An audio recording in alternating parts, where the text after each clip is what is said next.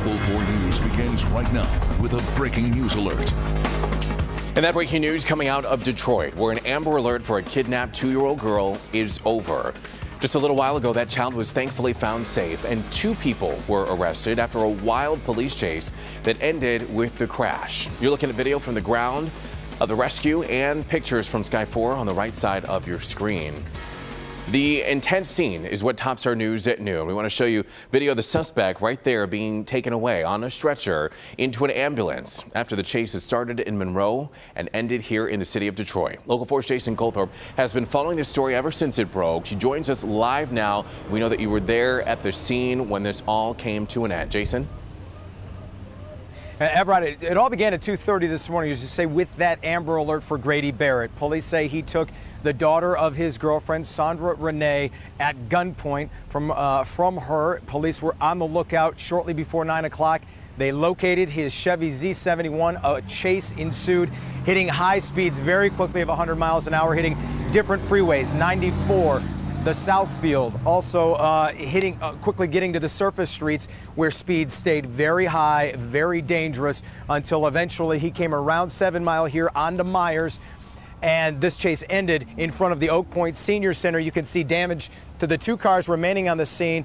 2 SUVs, both badly damaged there. Another one was knocked on its side, and I think one of them is about to be towed out of here.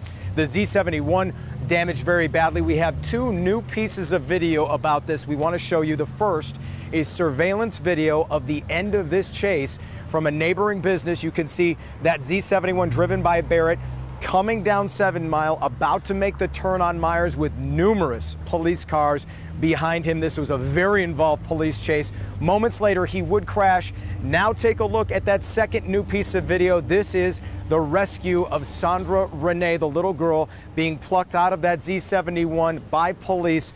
She was okay, taken to Children's Hospital as a precaution, where, as police told us a little earlier, a high priority was to get her back in her mother's arms. We don't know if that's happened yet, but I do know family has gone to the hospital for that. And of course, you can also see the aftermath of this crash scene. One SUV knocked on its side, as a witness said.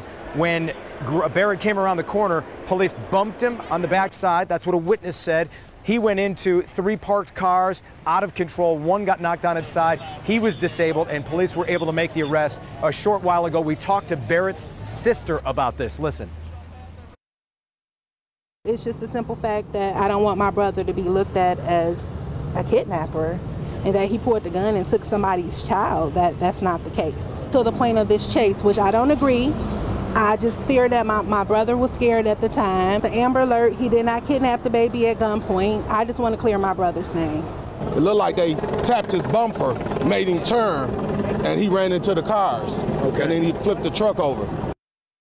Some eyewitness sound there, too, of just an incredible ending to this, because on the other side of this senior center is the Home Depot. There were a lot of people out here, a lot of people lining the streets, just as was the case for most of this chase.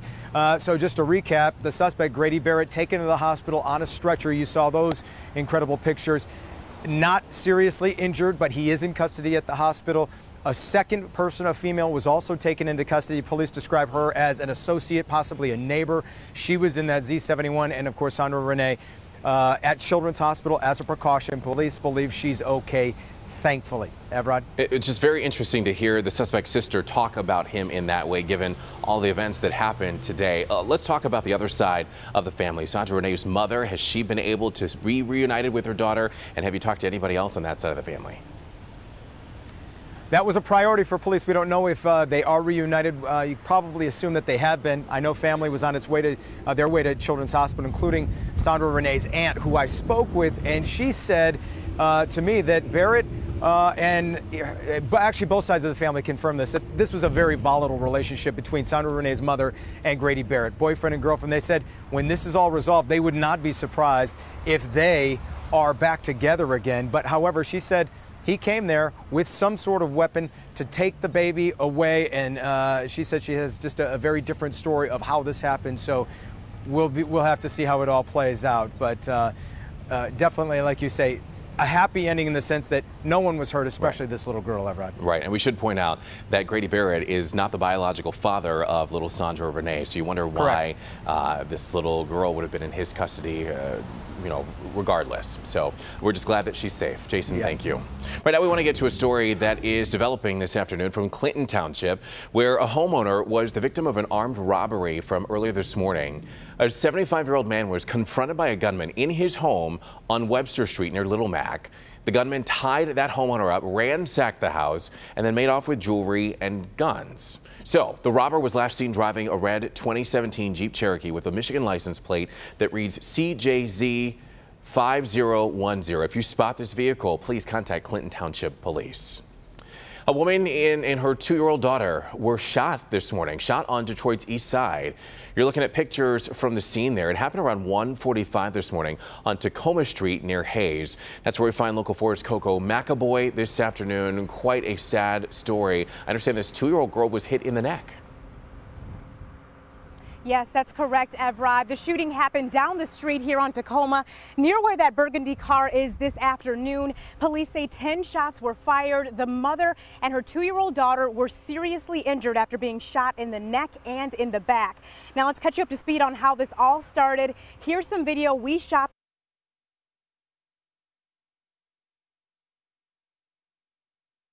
They drove from a liquor store in the area to Tacoma Street.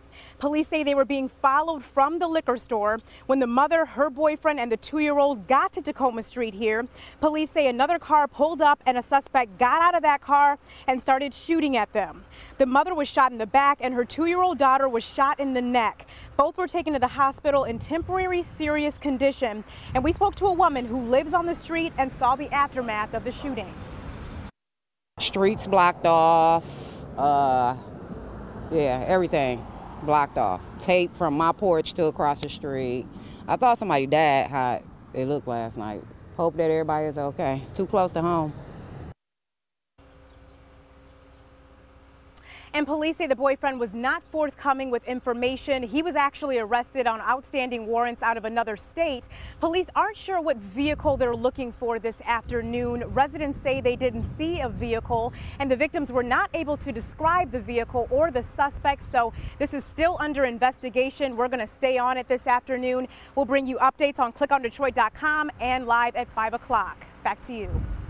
Such a tragic story. Coco, thank you. Floyd Galloway Jr., the person of interest in the disappearance of Danielle Stizlicki, is back in court today for a hearing in a different case. Galloway is charged in connection with the attack on a jogger in Hines Park in Livonia last September. Local 4's Steve.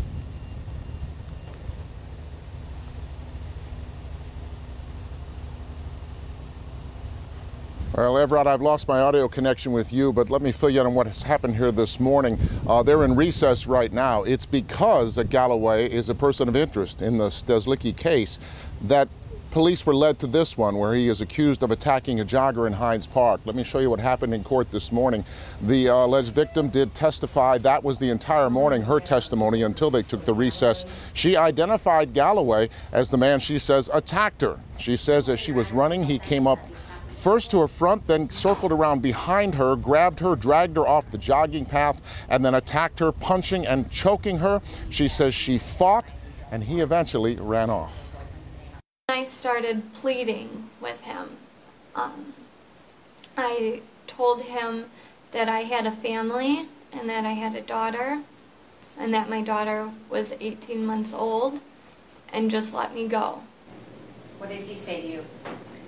After a brief struggle, he said, "Fine, I'm going to let you go." Again, they are in recess right now. It will resume this afternoon. This is a preliminary exam to be determined if it will be bound over for trial, which is most likely. He stands accused right now of kidnapping, criminal sexual assault, and assault. So we'll follow that this afternoon, more testimony, and have the latest for you at 5 o'clock. Reporting live in Livonia, I'm Steve Garagiola, Local 4. More political drama swirling around the White House this Tuesday afternoon, starting with positive news for the White House Chief of Staff. The new one, retired Marine General John Kelly, is getting praise from Republicans and Democrats for the job that he's doing in his new role. Kelly's first act was firing controversial communications director Anthony Scaramucci. President Trump is the center of a new controversy now, with the Washington Post reporting the president personally dictated the statement Donald Trump Jr. issued about meeting with a Russian lawyer. And the president himself said today he will not stop tweeting, saying it's the only way for him to get the truth out. New developments now in the tense relations between the United States and Russia. American diplomats ordered out of Russia by President Vladimir Putin, and they were stopped from loading trucks with personal belongings after Russia claimed they did not have permits for the trucks. Russia's government is reacting to new sanctions approved by Congress. President Trump is expected to sign those sanctions. DTE Energy is announcing plans for a new, cleaner power plant in St. Clair County. DTE has filed documents with the state of Michigan to build a $1 billion natural gas power plant in East China Township. Construction could start in 2019 and be completed by 2022. The plant would provide 1,100 megawatts of power, enough to power 850,000 homes.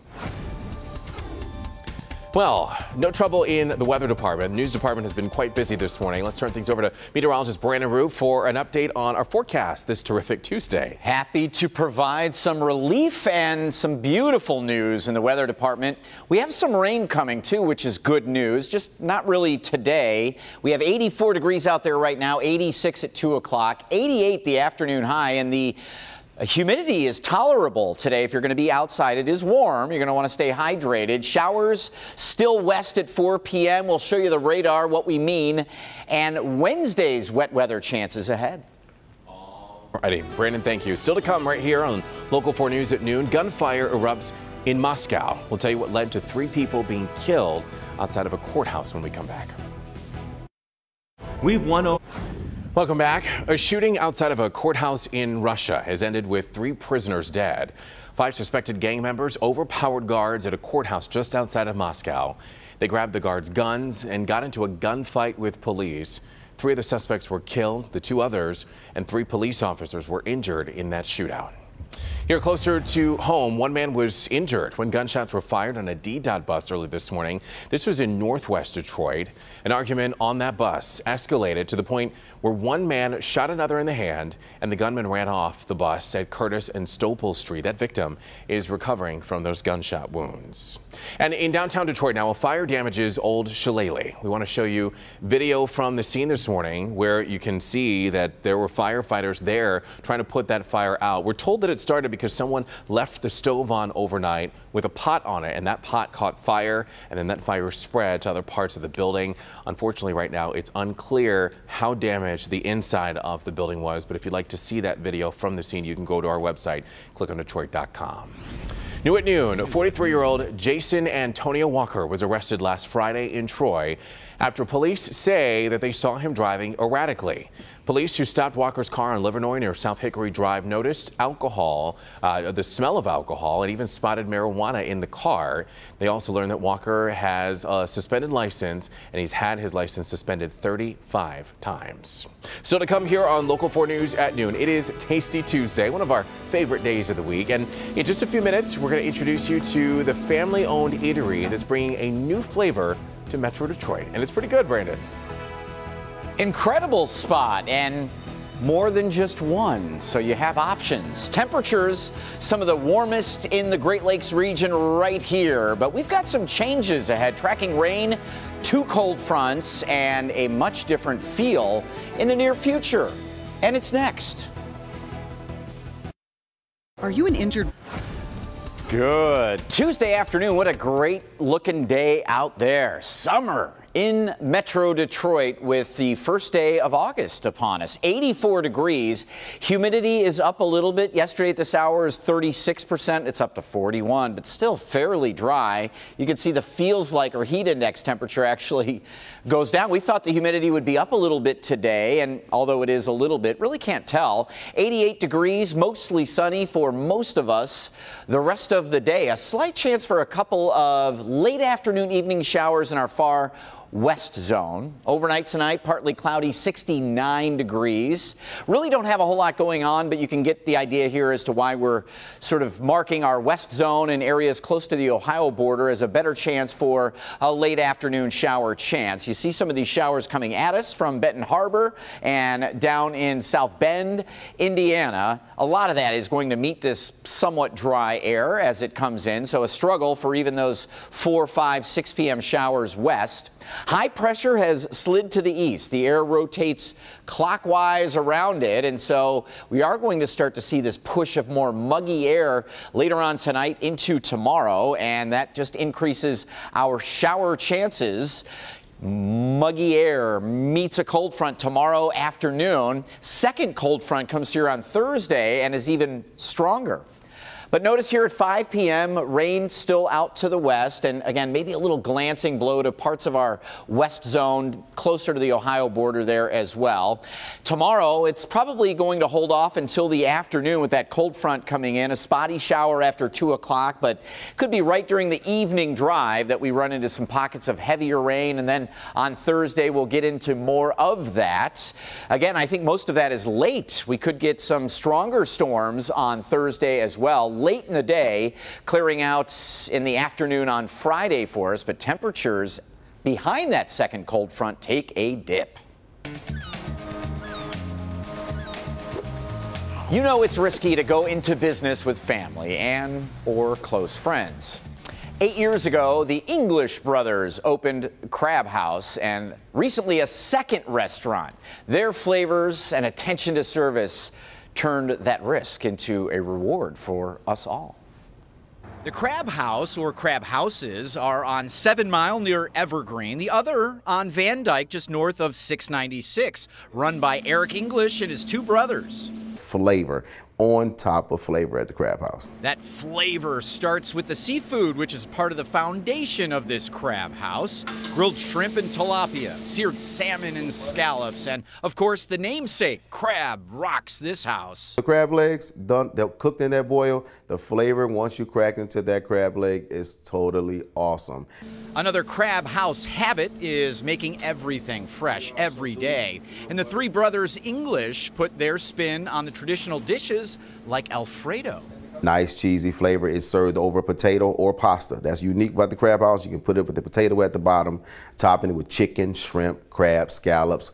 Crab House flavors fused inside its smoker outside. They smoke ribs, turkey legs, and... Sure, I have some delicious fried chicken, but you gotta try my smoked wings. Those are done on their grill. Those ribs, they're gonna be delicious. That Alfredo is gonna be delicious, but the people that bring it to your table, the love that's gonna be given when you come in the Crab House.